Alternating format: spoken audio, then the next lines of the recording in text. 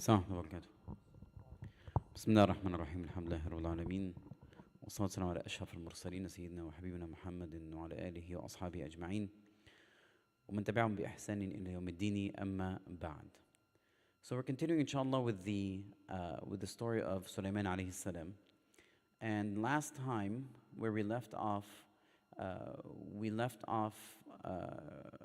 talking about the conversation or the dialogue that Suleman alayhi salam had with the bird al-hudhud, right, the hoopoe. And we took we reflected on some of the lessons that are associated with that conversation, how it went and so forth. And today inshallah we are probably just gonna touch over how Suleman alayhi salam, we talked about that he double checked, right? He neither disbelieved or believed the statements of al-hudhud, but he reaffirmed, he wanted to confirm himself. And we mentioned this is a characteristic of when a person is in position, we do trust certain people, but when it comes to situations where it is very sensitive and there is consequences, severe consequences to our actions, we always have to double check, right? You have to make sure that the information we got is correct. Some people might remember things differently. They might interpret things in a different way, not based on its reality. And so it's important we have to reconfirm. And so we mentioned that al-hudhud, when he came to Prophet Suleman alayhi salam, and he told him قد جئتك بسبأ قد جئتك بنبأ من سبأ, right? بسبأ قد جئتك من سبأ بنبأ, right? I came to you from Saba, which is in Yemen, with great news. And then he informed him, he said, إني وجدت امرأة, I found a woman, she rules over her people, وَلَهَا عَرْشٌ عَظِيمٌ, and she has a great throne, وَأُتِيَتْ مِنْ كُلِّ شَيْء, and she was given everything. وَجَدْتُهَا قَوْمَهَا, I found her and her people, what did they do? They worshipped the sun, right? They worshipped the sun. And so Suleman alayhi salam, so after he brought that news, and once again, we're talking about over here belief and disbelief, right?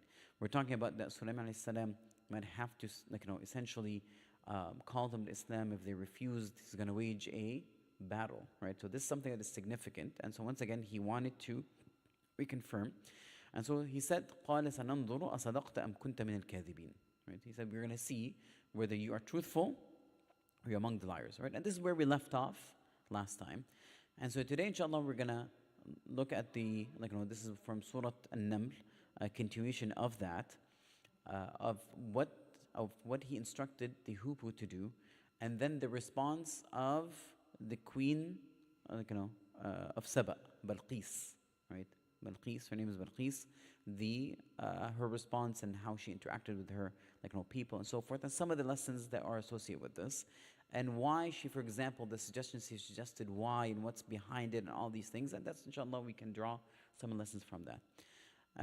And so the verses Allah subhanahu wa ta'ala that he had mentioned in the Quran when Suleman alayhi salam said, سَنَنْظُرُ أَصَدَقْتَ أَمْ كُنْتَ مِنَ الْكَاذِبِينَ اذهب بكتابي هذا فألقه ثم تول عنهم فانظر ماذا يرجعون قالت يا أيها الملأ إني ألقي إلي كتاب كريم إنه من سليمان وإنه بسم الله الرحمن الرحيم ألا تعلوا علي وأتوني مسلمين قالت يا أيها الملأ أفتوني في أمري ما كنت قاطعة أمرا حتى تشهدون قالوا نحن أولي قوة وأولو بأس شديد والأمر إليك فانظري ماذا تأمرين قالت إن الملوك إذا دخلوا قرية أفسدوا فيها وجعلوا أعزة أهلها أذلة وكذلك يفعلون وإني مرسلة إليهم بهدية فناظرة بما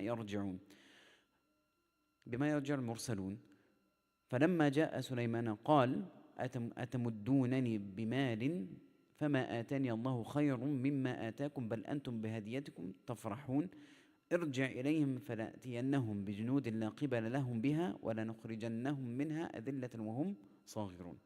And so this is the entire, inshallah, a few verses that we're going to be reflecting on today, inshallah. I think last time I went beyond an hour. Today, inshallah, I'm going to be less than that so we can have some chai and I guess before that. Sheikh Siraj, you're holding the time, right? Time? So we're going to stop at what time? 8:45? 8:30. 45 طيب يا شيخ. طب you stop at 35. I'll continue to 45. Siraj has no, does not joke around ya, Sheikh, mashallah. Huh? Do you need more than 15 minutes for chai, ya Sheikh? لا حول ولا قوة إلا بالله. No chai today. خير إن شاء الله. طيب, I'll try my best. طيب, so the meaning of the verses that we talked about today. So Suleman alayhi salam, he said, we will see whether you were truthful or you are a liar. Take this letter. اذهب بكتابي هذا فألقي. Right? Take this letter of mine and deliver it to them. فألقي, which means throw it to them. Okay? ثم تولى. So then move to the side, like no, move away and see what they will do. Which is how they're going to answer in terms of return. And so when this happened, Bilqis, what she said, she talked to the, like, no, the al-mala are the noble people around her, right? Because every king tends to have, like, you know, the noble class around them, people of eminent class. And so she said, oh, eminent ones, indeed, right? Essentially, inni ulqiya ilayya kitabun kareem, right? Inni ulqiya ilayya kitabun kareem. I have been given a noble letter. Right? Kitab, which is something that is written, kitab, like some noble letter. And indeed it is from Suleman. وَإِنَّهُ مِن Suleman. Indeed it is from Suleman. وَأَنَّهُ بِسْمِ اللَّهِ وَإِنَّهُ بِسْمِ اللَّهِ الرَّحْمَنِ الرَّحِيمِ. And so this is how the letter started, and said, verily it is in the name of Allah subhanahu wa ta'ala, the entirely most merciful, the especially merciful. أَلَّا تَعْلُ عَلَيْهِ, which means do not be. Ta'lu, which means it has to do with an aspect of arrogance. Right? To think that you're above somebody else. Allah ta'alu alay. And I think, like, you know, I guess the best word is going to be hot. H-G-U-G-H-T. Do not be hot with me, but وَأْتُونِي muslimin, and come to me in submission. Right? Because remember, he's a prophet, and so you need to submit to that prophet. And so come to me as Muslims, come to me in a state of submission. And so the eminent, right, those noble men, their response was, they said, or she actually told them, she said, Ya ayyuhal malu aftuni, give me fatwa, or, like, you know, give me a opinion, right? Advise me in my affair. I would not be, like, you know, I will not make a decide anything until I have, like, you know, taken your opinion, or that you tashhadun, you witness upon this, and, like, you know, we discuss this matter.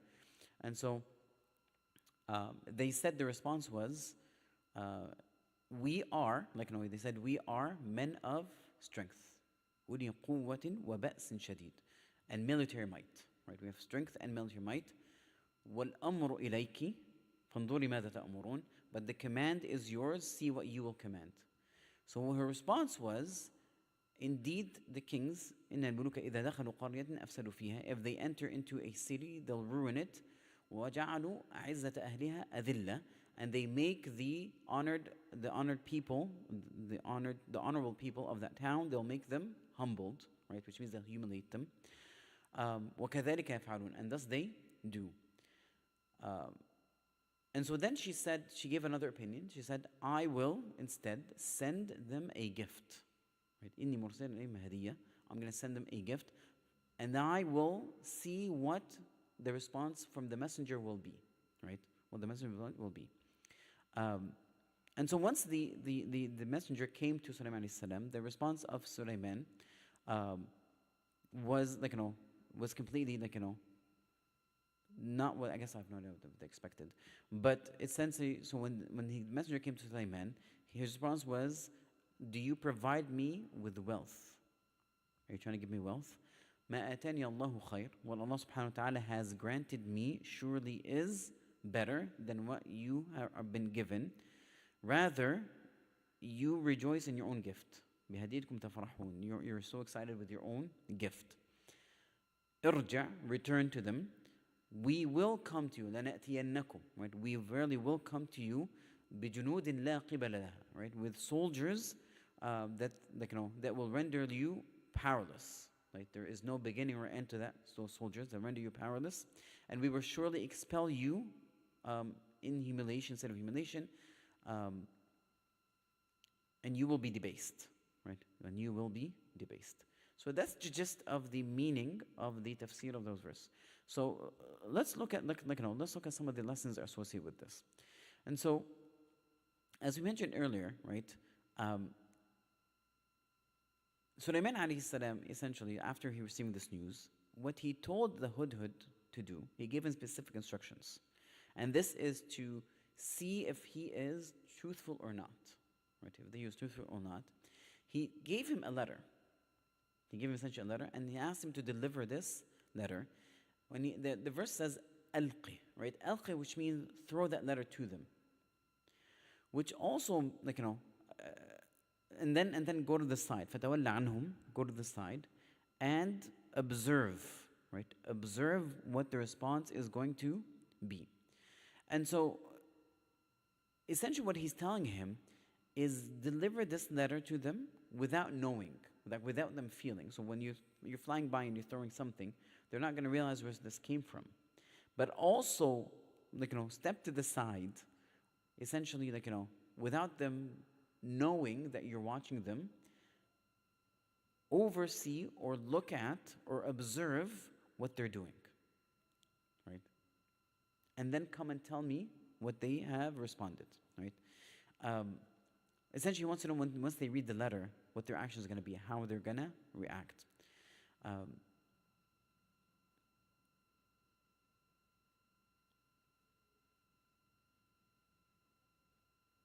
Now, one interesting thing, by the way. So Suleman alayhi salam, what did he do? He used the hudhud as a messenger, right? As a messenger. And this is something that, of course, nobody uses the hudhud, the hoopoe. Before, what did they used to do? What did they used to use before? Pigeons, right? Pigeons. Pigeons was something thousands of years, beyond 3,000 years ago.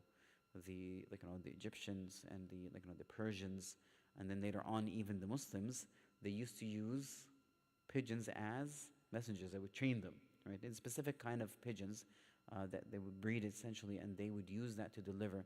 In fact, even I think, if I'm not mistaken, in one of the world wars, can't remember which one it was. I think it might have been World War II, right? They actually used to use pigeons as delivery, right? Because they decoded whatever the case is to a cross. And if I remember correctly, the enemies used to train hawks to hunt down any pigeons that cross by, so that they'd be able to kind of prevent them. Now that is, of course, I think some of the pigeons would still go through, but it was kind of interesting. This still was a system since back then. It was being used, right? From the time of Suleman alayhi salam, he used the hoopoe, but then even later on, the pigeons would use it. And from that, actually, there's something that's interesting we can deduce from that, is that Allah subhanahu wa ta'ala created everything in this world for us, for our utilization. This entire world was created for us, for our own benefit. When Allah subhanahu wa ta'ala says, هُوَ الَّذِي سَخَّرَ لَكُمُ الشَّمْسَ وَالْقَمَرَ, He's the one that subjugated for you, سَخَّرَ لَكُم, which means subjugated for you the sun and the moon, right? وَسَخَّرَ لَكُمْ الْأَنْهَارِ, and He also, the rivers, He subjugated for you, and so essentially, all these things that Allah subhanahu wa ta'ala created, they were meant for the benefit and to serve the human beings. But the human being himself was created to serve who? Allah subhanahu wa ta'ala. وَمَا خَلَقْتُ الْجِنَّ وَالْإِنسَ إِلَّا لِيَعْبُدُونِ. I have not created jinn or ins except to worship me. Right? So everything is created to serve the human being, so that he would fulfill his role that he was created for, and that is to worship Allah subhanahu wa ta'ala. Right? And so which means that we need to utilize everything else around us to fulfill that role, to fulfill that job, to fulfill that objective.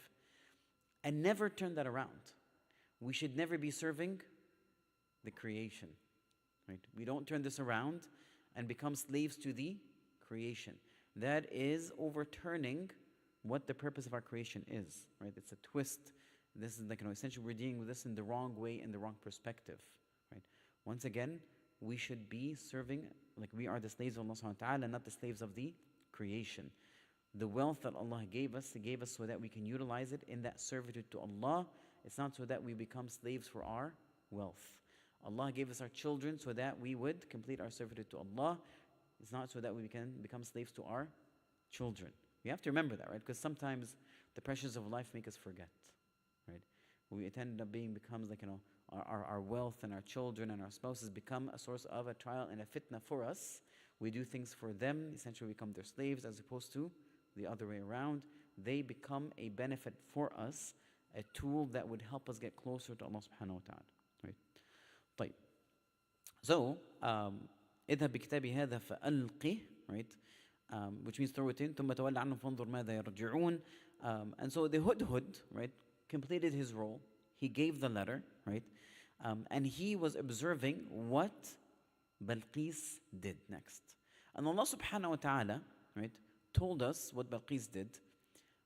And she mentioned in this letter, right, essentially she mentioned several things about this letter, about the da'wah of Suleman alayhi salam. And it encompassed three things, right? The da'wah of Suleman alayhi salam encompassed three things. So the first things she described this letter, she said, Ya ayyuhal mala'u inni ulqiya ilayya kitabun kareem. So when she got the letter, what she did is she gathered the eminence.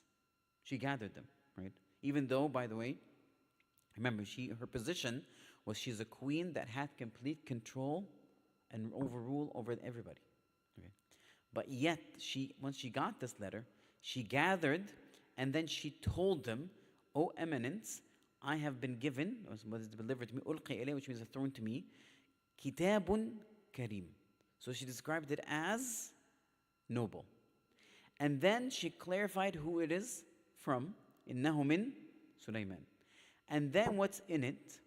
وإنه بسم الله الرحمن الرحيم ألا تعلوا علي وأتوني مسلمين. It is in the name of Allah subhanahu wa ta'ala, the most merciful, especially merciful. Do not be hot, right? Do not be arrogant, and come to me in submission, right? And so this is how she described it. And the reason she described it as noble, right? The reason she described it as noble is because that letter was very eloquent. The letter was very eloquent. And it started with the name of Allah subhanahu wa ta'ala. That's how it started. It started with in the name of Allah subhanahu wa ta'ala. And our Prophet sallallahu alayhi wa sallam, and so this is, remember, like this is a sunnah this is something of the habits of the messengers, right? From the time of Suleman alayhi salam, and even Allah alam might be before that. But at least we have a record. Some prophets, they have that. And even the Prophet ﷺ, he would also tell us that كل أمر ذي بال, anything that is of significance, of importance, لا يبدأ بسم الله, that doesn't start in the name of Allah Ta'ala, فهو أبتر, فهو أجدم, right? Which means that it is kind of like, أبتر, which means incomplete, like it's been cut off, right?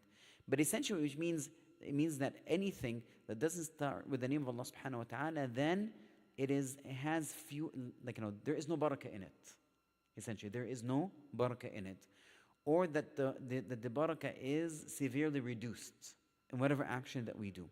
And so Suleman started that letter to Balqis in the name of Allah subhanahu wa ta'ala. Now, in this letter, there's three aspects. Three things. The first is that he started Bismillah ar-Rahman ar-Rahim. Right? And Allah subhanahu wa ta'ala, the most merciful, right? Especially merciful. So ar-Rahman is vaster and more than ar-Rahim. Right? Ar-Rahman is more vast and encompassing than ar-Rahim. Ar-Rahim perhaps is more specific for the service of Allah subhanahu wa ta'ala in the hereafter. But ar-Rahman encompasses even the disbelievers. Because if it wasn't for the rahmah of Allah subhanahu wa ta'ala, He would not give the disobedient or disbeliever anything from His rizq. But it's from His rahmah that He continues to provide for them, even though some people sin, even though they disbelieve Allah subhanahu wa ta'ala. طيب. And so, and some also, by the way, the Quran started with Bismillah ar-Rahman ar-Rahim. Right? طيب. The second thing that the letter contained was He's ordering them to leave arrogance. أَلَّا تَعْلُوا عَلَيْ. Right? To leave arrogance and to leave, self-deceit. Right? Because any individual whose heart is possessed by arrogance, they will never follow the truth, right? They'll never follow the truth. And in fact, many of the evils, or the majority, or one of the roots of evils is this arrogance, right? It is this arrogance. And as the Prophet ﷺ, he described it, he said, arrogance is looking down upon people, right? And rejecting the truth. And so if you look at all the root of evil, a person who looks down upon others, is he going to be fair to them? No, because essentially he views that they are his servants, slaves, whatever the case is, right? And so generally a person like that will mistreat others. And when he sees the truth, they don't follow it, they reject it.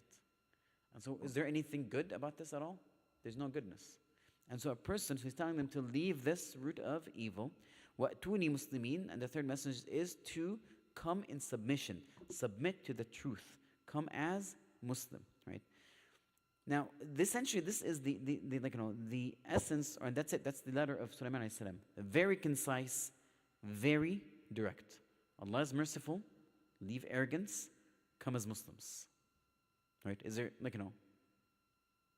anything complicated about this? Right.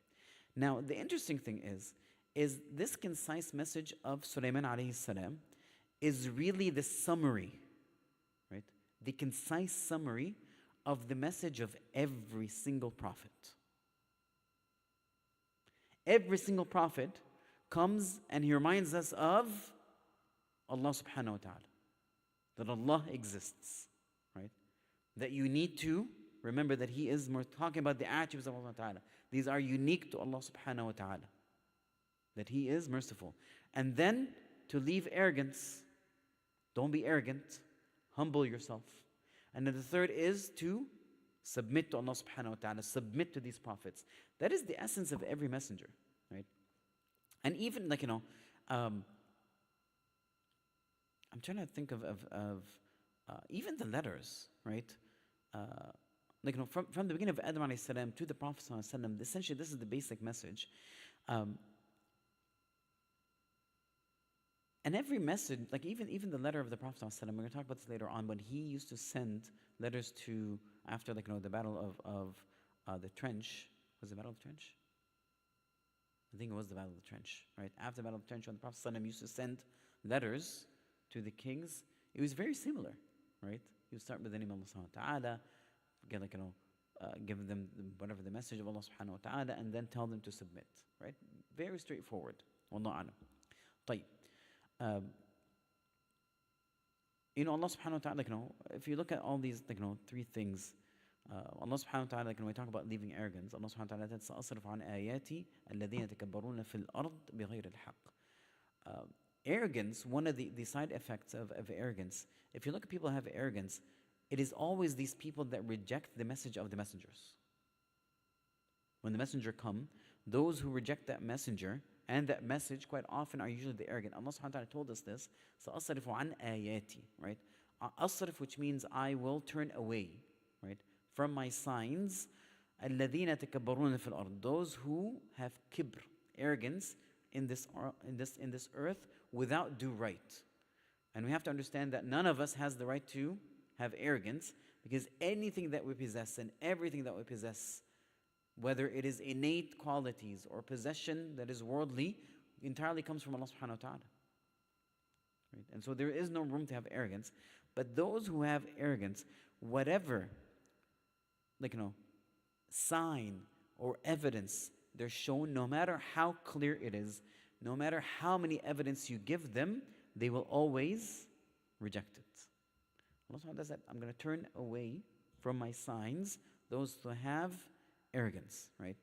And this is why, when even to say the truth, that's why, the Prophet ﷺ used to seek refuge from arrogance. Right?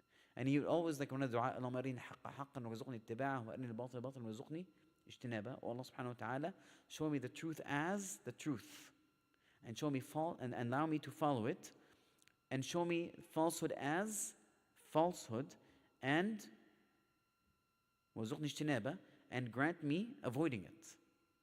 Because individuals who are arrogant, it becomes the opposite. When they say the truth, they don't say it as truth. They see it as falsehood, and they avoid it. And false, they see it as the truth. And what do? They follow it, right?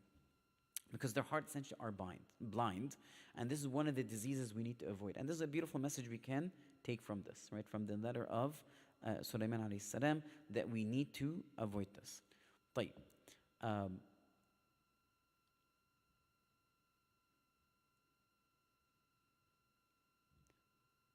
One other thing that we can learn from this letter is that this letter also, like some of the scholars had pointed this out, is that this letter that Suleman alayhi salam had sent to Bilqis has the manners and etiquettes of writing letters. Manners and etiquettes of writing letters.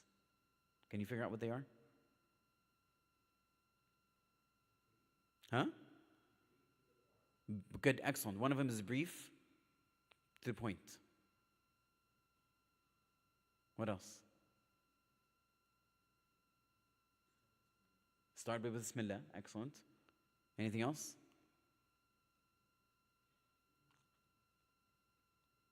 The last one is to talk about principles. Principles, main things, right? Because when you talk to individuals about principles, like you start with the name of Allah subhanahu wa ta'ala, of course, you be brief and direct and mention the principles. Because those are the fundamentals. Those are what is important. If people accept it, everything else falls into place. And this is what the Prophet ﷺ had advised Mu'adh ibn Jabal when he sent him to Yemen. Right? He told him, he said, إِنَّكَ تَأْتِي قَوْمٍ أَهْلِ الْكِتَابِ. You're going to come to a group of people who are from the people of the book. So that the first thing you call them to is شهادة لا إله إلا الله أن محمد رسول الله. Fundamental, right? فَإِنْ أَطَاعُوكَ, right? If they submit to that and obey you, right?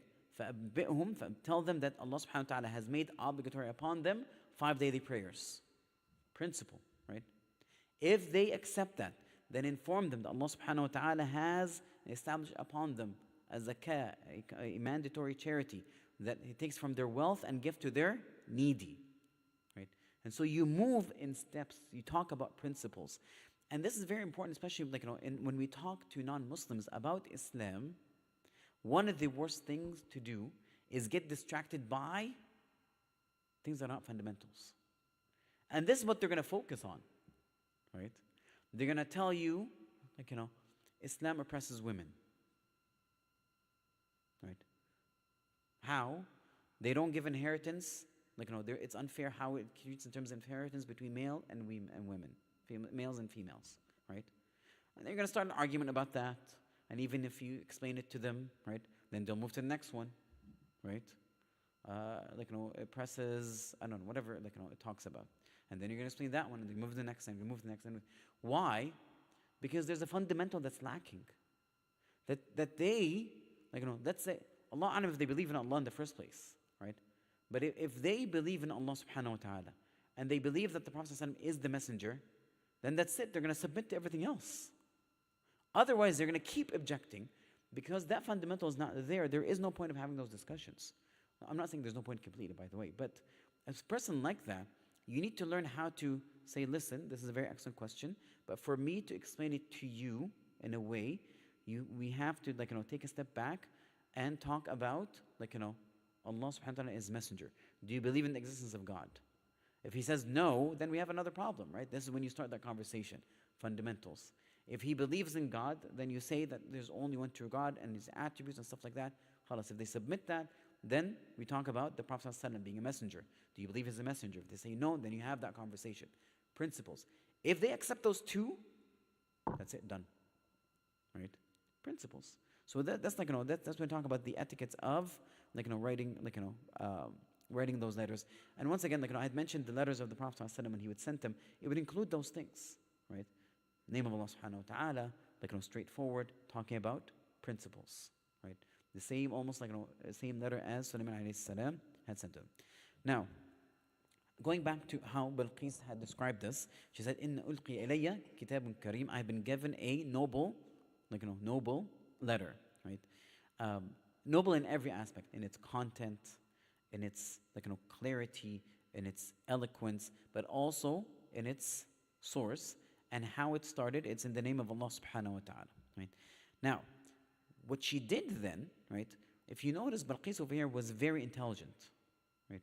Among the queens, she was a very intelligent queen and wanted to take the shura of the mala, right? And so she said, ما كنت قاطعة أمرا. I would not make a decision. That's it. No decision we make. We're talking about things that are associated with the state affairs, the affairs of the country. And things like that, when you talk about, the state affairs of the country, we should not make it, no one should take a decision by themselves. Even the Prophet ﷺ, in many matters, when it had to do with the affair of the state, he would take the opinions of the Sahaba, anhum. When the news that Quraysh and the Ahbash and 10,000, an army of 10,000 were coming to Medina, he gathered them and he asked them, what do you think we should do? Of course, the Prophet had his own opinion, but he still asked them what you want to do, right? And you see that over and over again. Quite often, the Prophet would take the opinions of the companions, and he would continue to do that unless Allah subhanahu wa ta'ala ordered him with something specific. Then khalas, there's no such thing as opinions. When Allah orders something, a revelation comes, that is it. But when it comes to things that would affect the impact of a state, we should take the opinion of others. Now, a person would ask, well, how does this help us as individuals? Well, you have to remember, when we talk about state of affairs and a group of people, it can come down to a family unit, right? So whenever there is something that will affect the entire family, it's a good thing that we take, the opinion of the family members, because they will be affected by it, right? Take their opinion. We may not necessarily agree with them. Similar how to see, for example, Balqis over here, she did not necessarily agree with all their opinion, even though almost all of them had that single opinion. She did not necessarily agree with it, but at least give the people the chance to voice their opinion, address it, and so when the decision is made, then everybody's on the same page, right? Wallahu a'lam. Type. So she essentially said, I'm not going to make a decision, right, until I take, your opinion. And this tells you how intelligent and the depth of her intelligence is, and how aware of the situation, right? That she would not make anything, even though this is her domain, right? Even though this is her kingdomship, but she would not make a decision until she take their opinion, right? Now, also she said the word aftuni. She didn't say tell me. What is the difference?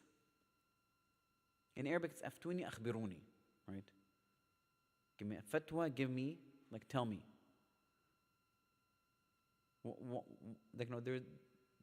What's a fatwa, by the way? What is a fatwa? Okay. Say that again? Opinion, advice, okay.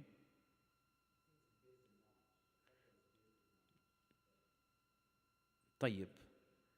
So there's a dimension that's important to associate with this. It's not just knowledge, because if it was knowledge, common knowledge, then everybody would have it, right? But essentially she used that term, aftuni, she used that term specifically, right? Because essentially she's pointing out to look at something that is very detailed and subtle,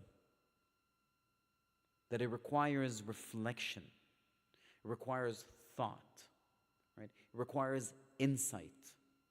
And of course, a scholar, when you say a fatwa from a scholar, they have that dimension, because if we had it, we wouldn't need that scholar, right? But essentially she's saying that because she's pointing out that there's something that is unclear, that needs reflection, that needs a bit more insight, right? It's not as the things that are obvious, they don't require a fatwa. But this is something that is, she said, aftuni, right? It requires intellect. Do not be hasty, right, to make a decision, right? Because this is a matter that is important, right? The one that sent this was Suleman, right? Who's a king. And so it requires, our response and what we should do requires, patience. Requires that we make a very, wise decision, right? Now you have to remember, Balqis is a polytheist. She's a woman that is a polytheist, and she worships the sun other than Allah subhanahu wa ta'ala, similar to how the Hudud had mentioned. Um, and essentially, the letter of Suleman is asking them to do what? To what? Exactly, to leave their religion and to accept Islam. That's what literally, that's what the letter is telling them, right? Leave what you're worshipping and worship Allah subhanahu wa ta'ala, right? Submit to that.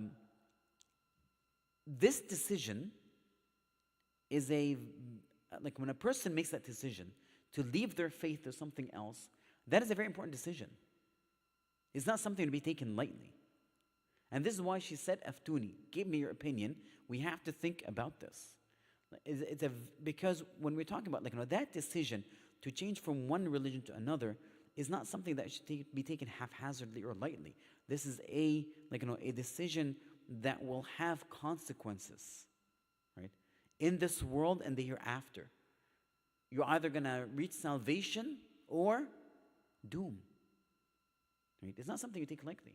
And so this is something that essentially they have to make that careful decision and they have to reflect. And so this is also when we have to understand this, right? When people want to accept Islam, we have to understand that they're making a life decision over here that is important. Yes, we need to encourage them to make that right decision. But also us as Muslims, we have to remember when we make decisions to move away from Allah subhanahu wa ta'ala, we have to be careful not to take this very lightly, right? That every time we sin and ignore the orders of Allah subhanahu wa ta'ala, we have to give, every decision we make that hinders our relationship with Allah subhanahu wa ta'ala, we have to take that decision seriously, not to take it lightly. And unfortunately, because as human beings, sometimes we get accustomed and habituated with doing things that are wrong, we no longer feel the heaviness or the weight of that decision. And so we have to constantly remind ourselves with this. Now, if you look at the answer or the response of her people, right? The response of her people is what? The summary of it is what? Let's go to war, right? Let's go. We are powerful. And they understand they're powerful because even in Hudhud, when he described what they had, he said, Allah Allah has given her everything. Everything, literally everything. Whether we're talking about military strength, whether we're talking about political, financial, all forms of strength that would be given to any sort of king or queen, she has it, right? And so they understood this. And so they said, we are ready to fight a battle with Suleman. But Balqis was more intelligent than them. Balqis was more intelligent than them. She did not want to fight Suleman. Because she obviously, a king like Suleman, in that area, they would know who he is. They would know the strength of his kingdomship. And so this is not something to take lightly. We're not going to go into battle blindly. We shouldn't do this. There's a risk.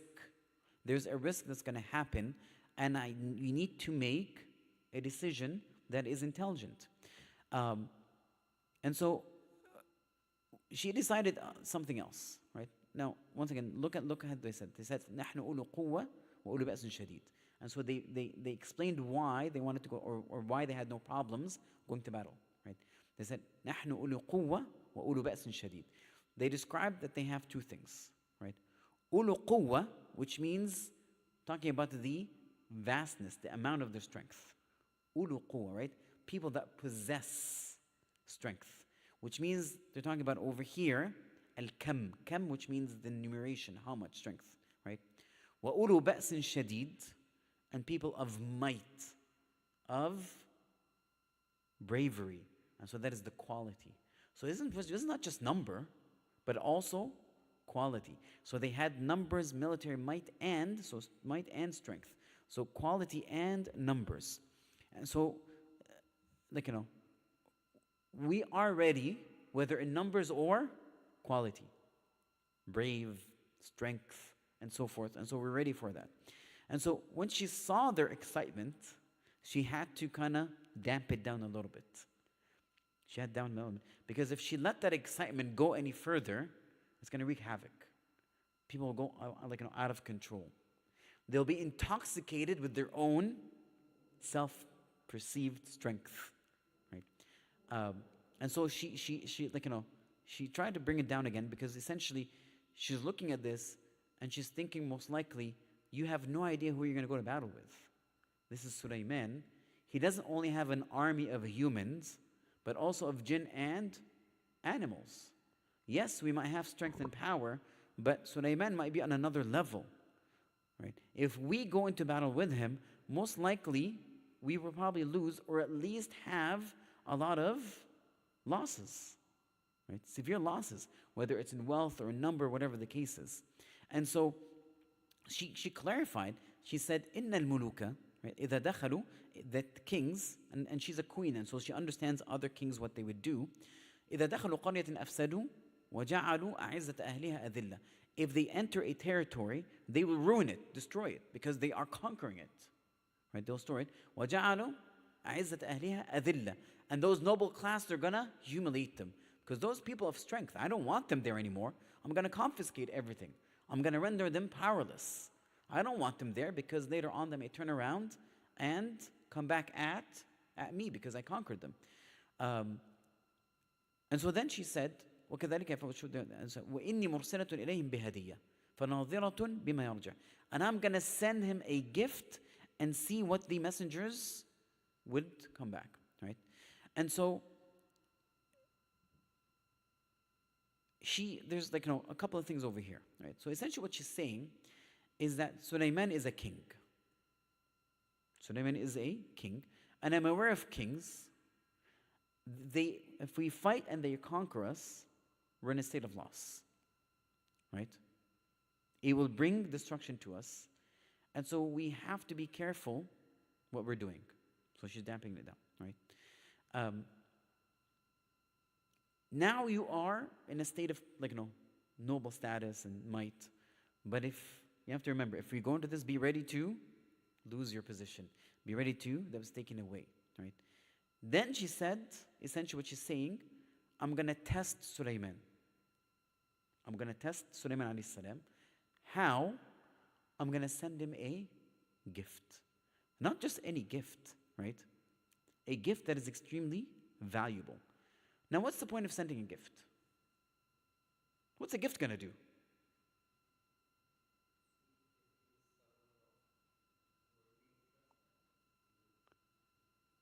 Excellent. Is this individual of principle, or is he an individual that's seeking worldly gains? Right? And Abdullah ibn Abbas mentioned this, right? So the scholars mentioned in the books of Tafsir, Abdullah mentioned this. He said, she wanted to send Suleman alayhi salam a gift so that she would distinguish, is he truly a prophet calling to Allah subhanahu wa ta'ala, or a king that's desiring status and position and wealth? Because if he's truly a prophet, no matter what you try to do, he's not going to budge. This is an individual of principle. But if he's a person of wealth, you feed him, they'll move away, right? They'll move away, right? And so this was very smart of Balqis, right?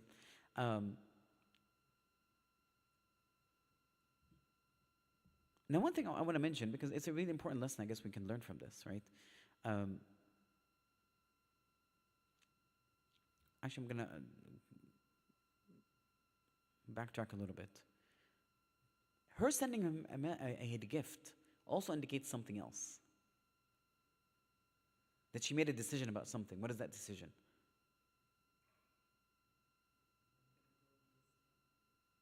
No, she's not going to go to battle. She's what?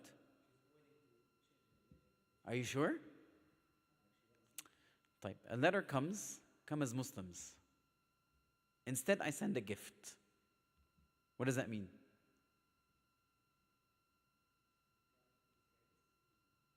Type. Even I'm trying to be friends.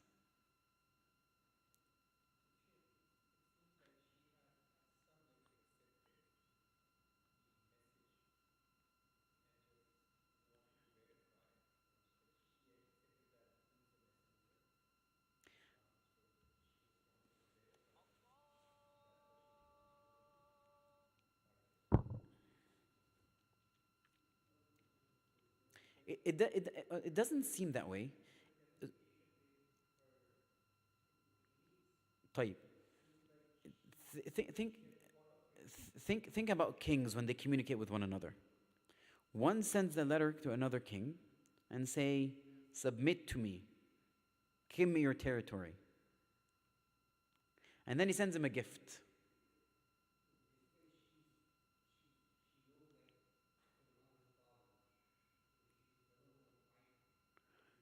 Good, she doesn't want to fight with him, but did she accept Islam? So what is she essentially saying?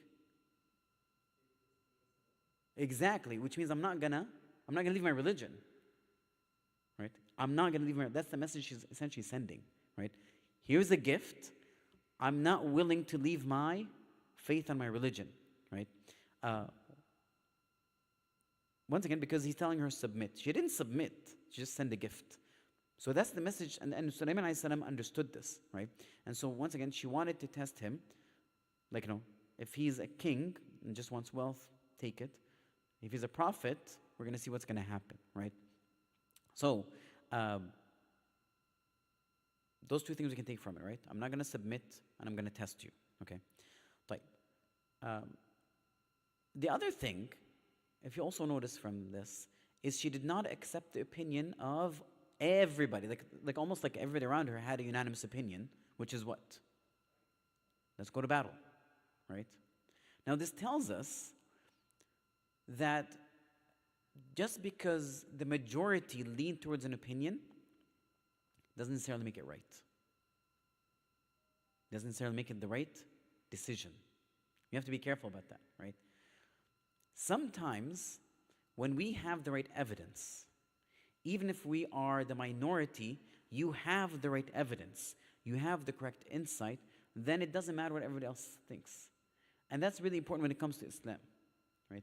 When the Prophet ﷺ, and almost all messengers when they came, the majority had an opinion and only the minority had a different opinion. But if you look at the basis of those opinions, you'll find that the messengers and even later on the Muslims, they have the correct evidence. They have the correct opinion based on the proper measurements of things. And so, even if the entire world is telling them the opposite, you don't follow them. And that's really important for us as Muslims, right? It doesn't matter what the entire world is telling us how to live our life. If they're telling us happiness is in money and wealth and enjoying things, we tell them no, that's not what happiness is.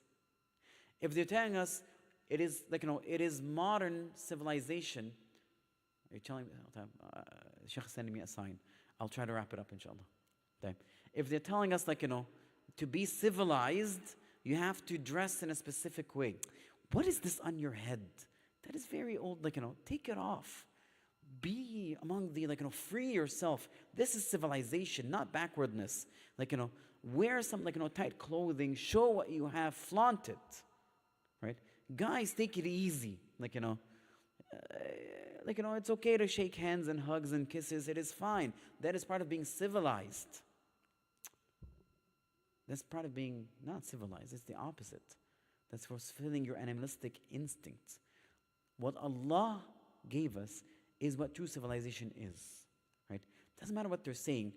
We should never fall into that inferiority complex because they're more than us. Or they are advanced in technology than the rest of the Muslim world, right?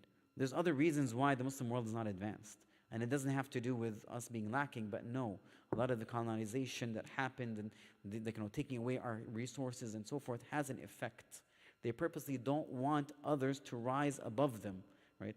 They'll go in there and destroy it. They'll try to buy it from you first. If not, they'll try to ruin it.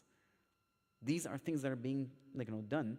So once again, there's a reasons why the Muslim world is in the state it is. It has nothing to do with our lack of knowledge or our lack of civilization or our lack of all these things. No, right? The Muslims, inshallah, they have the largest percentage of PhDs. Just so that you know, let's be real honest about this. But, right, there's other things. But the whole point is, once again, when it comes to the majority of people doing something wrong, it doesn't mean it's right. We have to be careful about these things. But the other thing is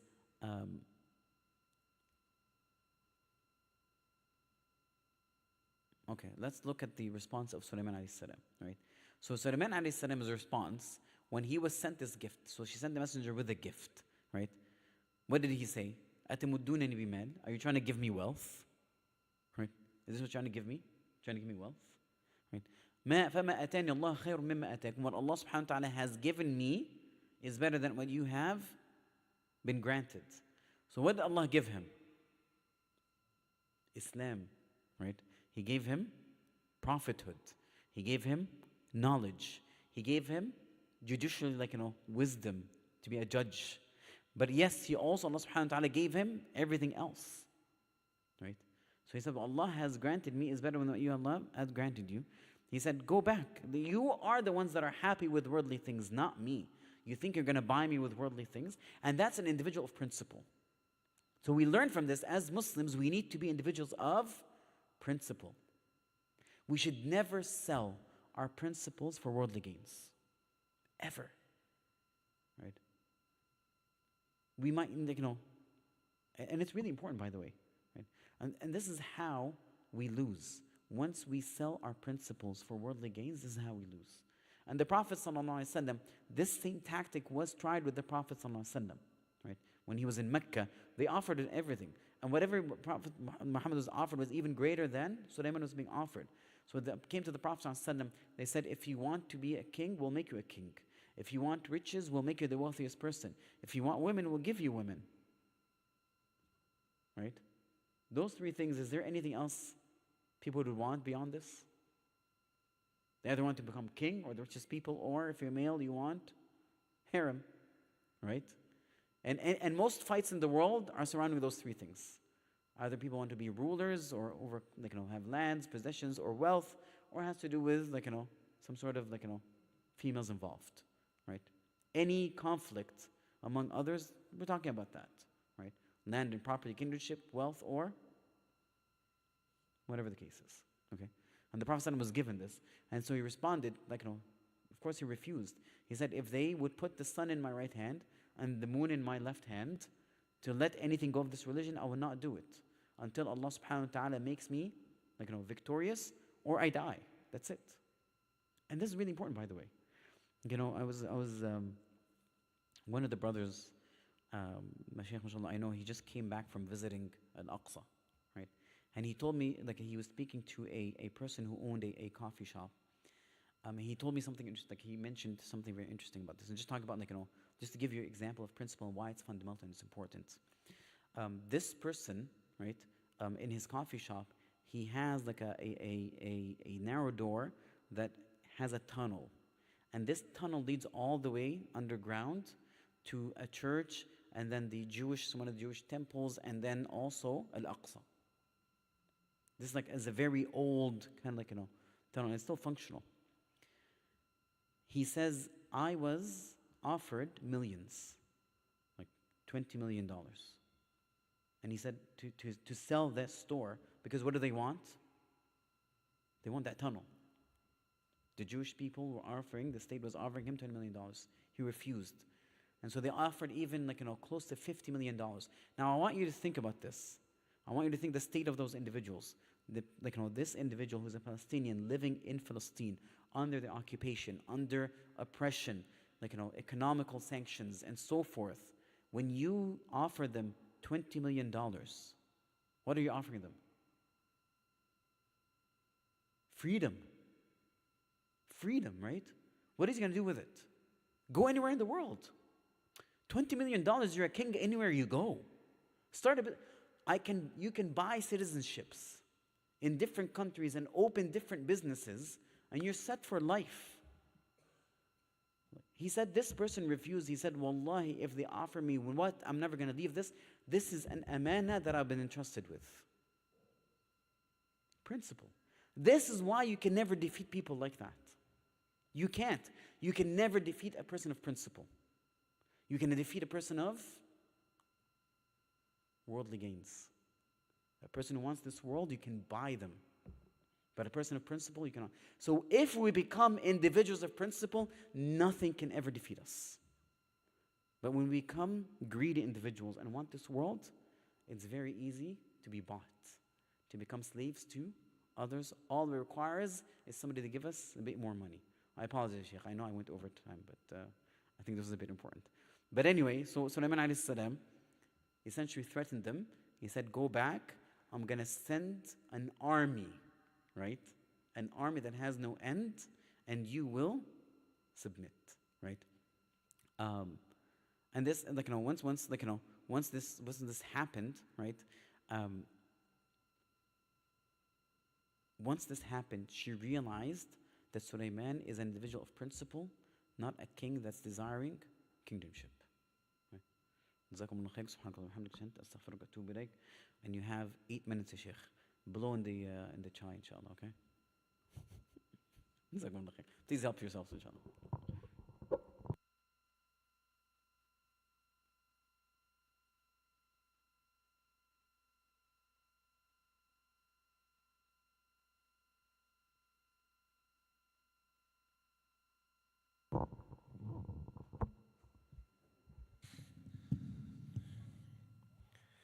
Allahu Akbar, Allahu Akbar, Allahu Akbar, Allahu Akbar. Ashhadu an la ilaha illallah. Ashhadu an la ilaha illallah. أشهد أن محمدًا رسول الله. أشهد أن محمدًا رسول الله. حي على الصلاة. حي على الصلاة. حي على الفلاح.